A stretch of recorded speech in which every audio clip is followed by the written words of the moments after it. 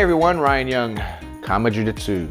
Hope you're doing well. So I'm gonna help you today, like I always try to, but I'm gonna help you a little differently today. I'm gonna teach you how to learn Jiu-Jitsu. Now I'm not gonna teach you any techniques because you can get that from your instructor, or you can get it from our Patreon channel, a little plug for that. But I'm gonna give you the rationale for learning correctly.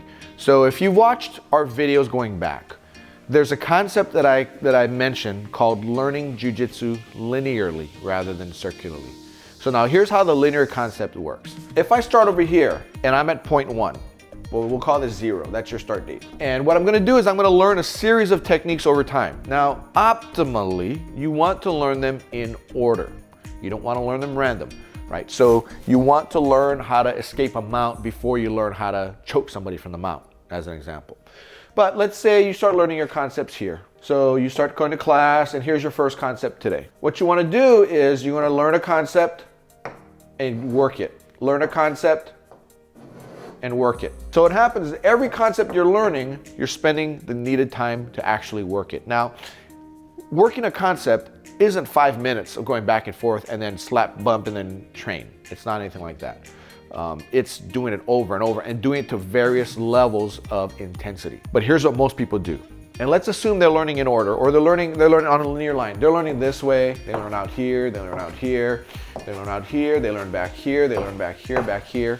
So you can see that this person learned a lot of concepts, a lot of techniques, but they only learned them for this moment in time. Let's say this moment in time is just one class. I'll give you an example. It's pretty common for me, when I visit a school, to choose a particular blue belt and have them work a particular basic concept on me. Just want to see if they know it. And if they do, great, I'll move on. Maybe I'll grab a blue belt with more stripes on it. Let's see if you can do it. Great. If you can, I'll grab a purple belt. And if that's the case, then I know that instructor has schooled his students on that concept well. So I'll move on to another concept. And more than likely, that first concept I'm working on, I'll find it, and that's the one I'll end up teaching. You know, in fact, there's a story about Grandmaster Rickson going into a school that had 20 plus black belts on a particular day. This is back in Brazil. Them asking him, hey, Grandmaster, not Grandmaster, but he's professor at the time, you know, teach us a new concept. So he said, okay. So he proceeds to have one lay on his back, and he mounts, and he's going over choke from the mount. And they go, we already know that. Well, you don't know the way I do it. No, it's basic, you know, choke from the mount. You know, look, we're all black belts here. We know how to do that. Show us something different. So Rickson said, okay, I tell you what, I'll line every one of you up. And if I can choke you from mount, then I'm going to teach you how to choke from the mount. If one of you can escape, then I'll teach you something else. And the way the story goes, he went through all 20 of them. He choked all of them out from mount. So that's what he ended up teaching, how to choke from the mount. Well, the reason is because his understanding is so deep. He doesn't just, you know, you don't just go into a class and just learn and learn different things. So then you can say, yeah, I did learn how to choke somebody out. Okay, come here and choke me out. Can't choke me out. Why? Because although you learned it, you don't know it. There's a difference, right? Being exposed to something doesn't mean you actually have a command of something. It just means you're exposed to it. And all these here, you're being exposed to it. So I'll give you an example. One of my students, white belt, been with me for about 2 or 3 months. He went down on an Air Force. He went down on Air Force maneuvers. He's in the reserves, and went to another state. Went and dropped in on a class, a local class, you know, from where the maneuvers were. And he says they started to show. They went through the process of showing. I think it was Bravo chokes and Bravo arm locks. He said they did that about 5 minutes, and then they said, okay, go ahead and train. So they warmed up, they did the lesson, and they trained for another 45 or 50 minutes. And he says, there's no way you can possibly learn it. And everybody he trained with, nobody tried it. They all did other stuff. All right, so that instructor just wasted his time, and every student in there wasted their time as well, showing them the Bravo choke and armbar or whatever from the Bravo. Because why? He didn't drill it with them over and over and over. This is what typically happens. Everybody learns in this fashion. And they go attend the seminar and they learn another tick, another concept. And they go visit, they go drop in at a school when they're traveling for business and they learn another technique there. But they're not good at anything. They're good at what they've done a million times. Like I mentioned in another video, if you're going to do guard all the time, guard, you're gonna get very good at guard here. But if you only do certain positions here, that's all you're gonna be good at. Even though you learn this stuff, you're still no good at it. Here's what you wanna do. Take one thing at a time. Learn it, then move on. Take one thing at a time. Learn it, know it, then move on. Here. So this person who's doing it this way and who's being restricted on what he's being taught is actually better than the guy who learned all this stuff here. So let's kind of work on two parallel students. So this student, in this period of time, let's say this is 6 months. This guy's learned 7 concepts, but he's learned them very well. This guy has learned, let's say, 40 concepts. He doesn't know any of them well, right? And that's where instructors will say, oh, it's just mat time, right? If you just continue coming to class, you'll get better and you'll get better at it. Maybe, maybe not. I've seen guys who've been training for 10, 15 years, and they're not that good. Believe it or not, I've trained with a black belt. I visited a school. At that time, I was, I think, a first degree, had 1 degree on there. And this guy had 2 or 3 degrees. He was about 10 pounds heavier than me, so he's about $165, $170. I was a little lighter at the time. And I remember training with him, and I remember getting up on cross-side. And I passed his guard, I got the cross-side, and I just stayed there. And then what happened was, he kind of moved. I was kind of light. He moved. He got out, and he got on top of me. And I got the guard. He passed my guard. He got cross-eyed on me, and I just stayed there, and I just waited. Why? I wasn't in any danger. At that moment in time, I didn't feel like escaping. I wanted to see what he would catch me with. But I had him locked down. I was connected to him. So everywhere he moved, he had to take me with him, which, kind of made it a little tougher for him. And he literally stops after about a minute of that, and he tells me, you know what? I'm the smallest guy here, and I'm not used to playing on top. I'm used to playing from my back. I'm like, really? He goes, yeah. He goes, look, everybody, yeah, and he's right. Everybody there was big. But he says he's used to playing from his back because everybody smashes him. So I said, okay. I just literally flipped him over. I got on top of him in cross-eyed, and I just locked down on him, and I said, okay, let's go from here. And he couldn't get out. Now, I'm not some extraordinary guy, right? I'm pretty good, but I'm by no means extraordinary. But I had this guy locked down with what we called basic cross-side 1. And he couldn't move. Well, it's because he's learned like this, whereas I've learned like this.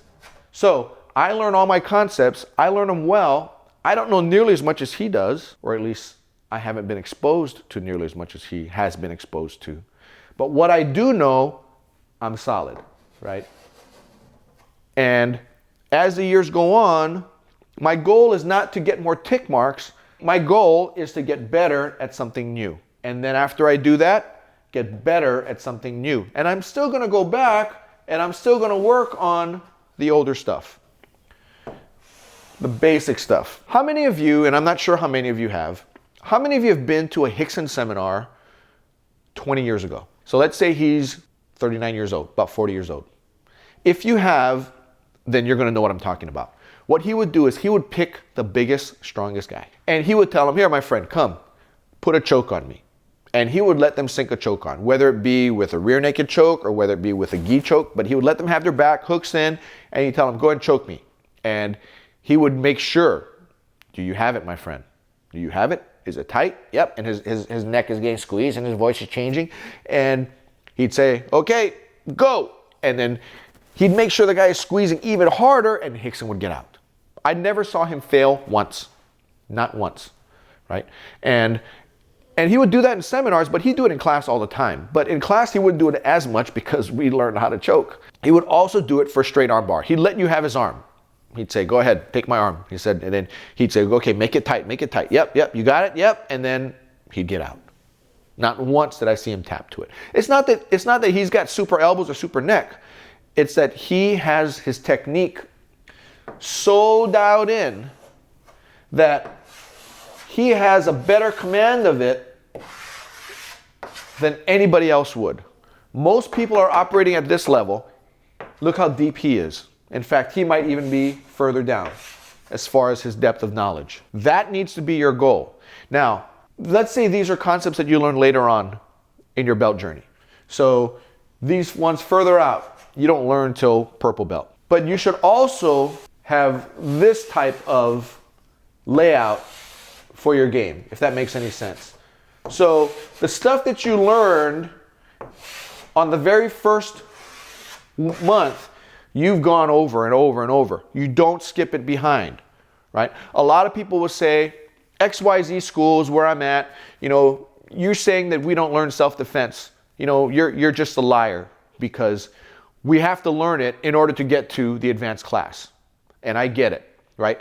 So let's say they teach these concepts in the white belt class, 0 to 6 months. Well, guess what? Once you learn it, everybody jumps up to here. And they never ever review what's over there. So yes, you did learn it and you did do it for the first 6 months of your training, but here you are 10 years in, you haven't done it for 9.5 years. So how would you expect that you would be any good at these? And these are often the self-defense concepts. How to get out of a headlock. Get out of a headlock from anywhere. Guy comes from behind, guy comes from the side, standing on the ground. You know, he's got your head, he's trying to break your head off and you're on the ground. How do you deal with it?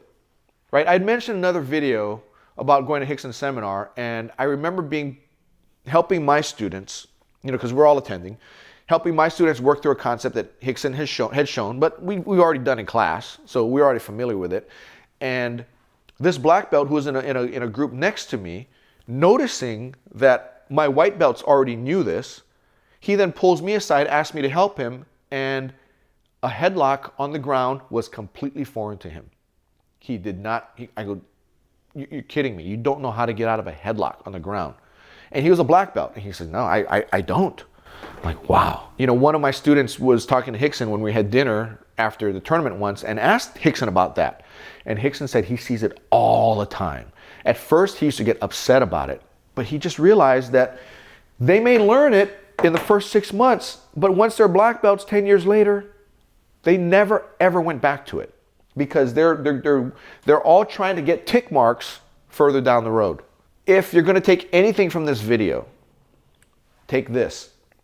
Learn the stuff that you learned in white belt.